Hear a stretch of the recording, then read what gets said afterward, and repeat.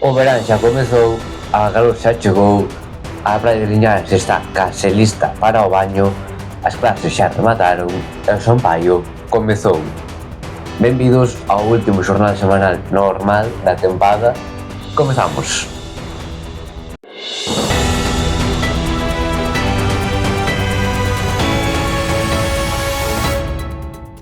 Este sábado comezaron os actos polas festas de San Paio. Pola mañá tivemos o encontro anual de fillos e amigos da Estrada e pola tarde a exhibición de sincroburbullas e a estranoite.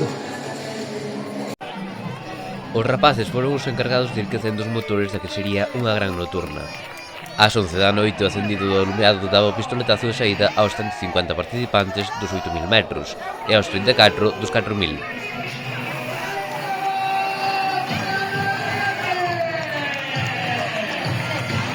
Nos primeiros compases da carreira, Francisco Javier Ascanio xa marchaba por diante, aumentando a distancia respecto ao terceiro perseguidor, formado por Ismael García, Diego Santiago e Adrián Picallo.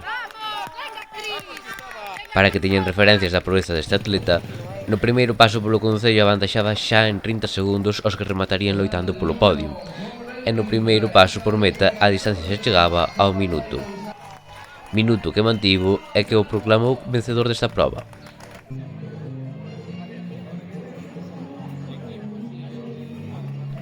No caso das mulleres, Nia Franco era a primeira en cruzar a meta, avantaxando en 28 segundos a Rocío Carbia e a máis de minuto e medio a Isabel Sáez.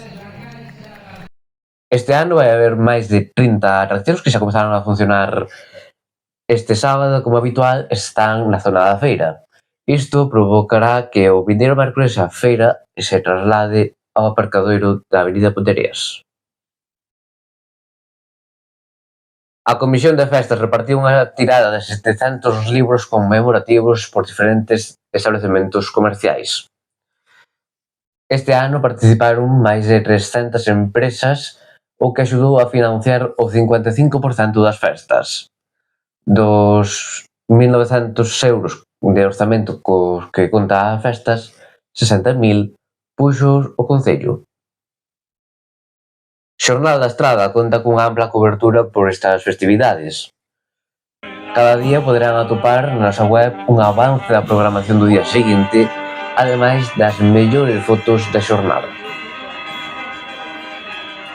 Tamén o xornal semanal do vindeiro domingo movémolo ao luns 30 para así ofrecerlles o mellor resumo das festas.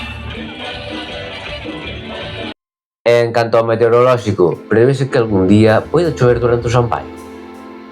As festas comezarán pasadas por auga.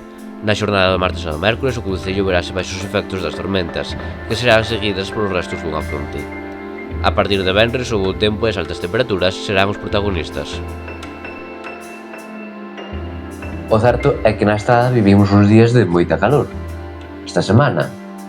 E é que o martes rozáronse os 37 graus na vila e iso provocou que ás 7:30 da tarde fose moi complicado atopar a mínimo unha persoa nalgúns puntos céntricos. A Estrada entregou o premio Manuel García Barros a Nerea Pallares pola súa obra Punto de Araña. O home acolleu unha charla sobre reciclaxe.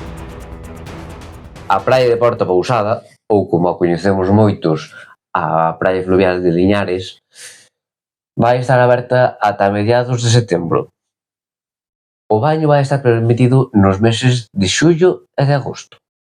As labores de limpeza que se levaron a cabo para evitar sustos á hora dos baños tamén puxeron este espazo no centro de polémica política, e é que o BNG denunciou que estas labores provocaron a desaparición dunha illa natural que había no río. López Bueno suxeriu que se podería aproveitar a reforma da farola para humanizar San Paio. A Asociación Orrueiro doou máis de 3.000 euros a Sanó. A traída de Codeseda rexistrou un novo pico de consumo. O Concello atópase investigando a orixe deste suceso. Este martes á 1 da tarde o Mome acollerá a primeira edición do Día dos Mestres, no que se homenaxará aos docentes que se xubilen este curso. O IES Antón Losada Diéguez ofertará un novo ciclo de madeira.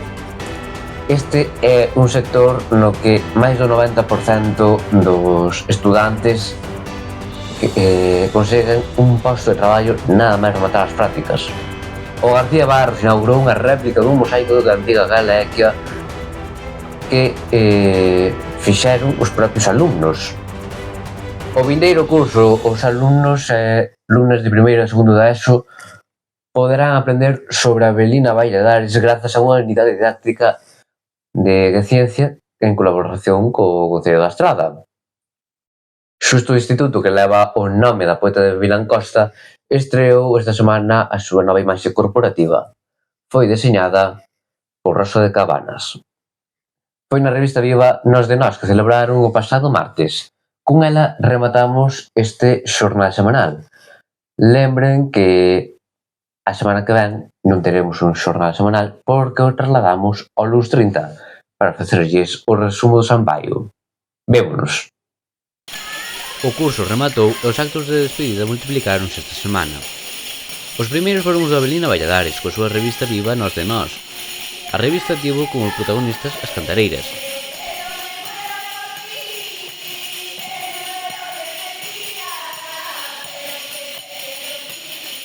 O acto comezou coa música de Xelandira e seguiu coas palabras de Beatriz Quintela, a súa directora. A improvisación de Alba María, os premios e o teatro tiveron o seu oco.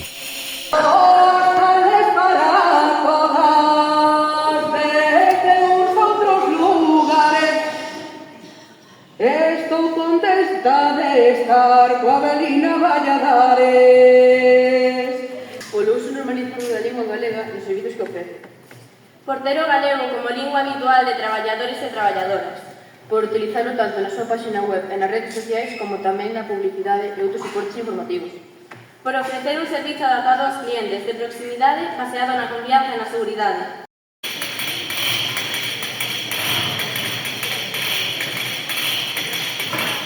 Seguimos facendo versos, vos non estáis aquí.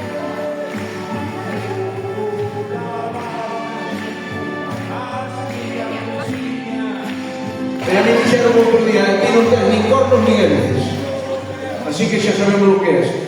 Fede Pérez puxo a nota humorística a un acto que rematou cos alumnos tocando unha das mellores composicións de Hans Zimmer e un repaso polas actividades do ano.